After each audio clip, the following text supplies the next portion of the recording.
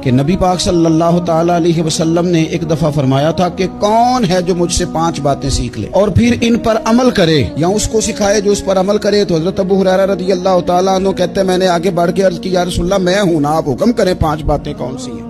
अल्लाह के प्यारे रसूल सल्लल्लाहु ताला अलैहि वसल्लम ने फरमाया अल्लाह ताला की हराम करदा चीजों से बच जाओ, सबसे बड़े इबादत गुजार बन जाओगे। फिर नबी पाक सल्लल्लाहु ताला अलैहि वसल्लम ने दूसरी बात इरशाद फरमाई, फरमाया अल्लाह ताला की तकसीम पे राजी हो जाओ, सबसे बड़े गनी बन जाओगे। फिर हुजूर ने तीसरी बात इरशाद फरमाई, फरमाया अपने पड़ोसी से हुस्ने सलूक करो, मोमिन बन जाओगे। चौथी बात इरशाद फरमाई, फरमाया लोगों के लिए भी वही पसंद करो जो अपने लिए पसंद करते हो, तो बेहतरीन मुसलमान बन जाओगे। फिर हुजूर सैयद आलम सल्लल्लाहु ताला अलैहि वसल्लम ने 5वीं और आखिरी बात इरशाद फरमाई, फरमाया ज्यादा हंसा न करो, ज्यादा हंसने से दिल मुर्दा हो जाता है।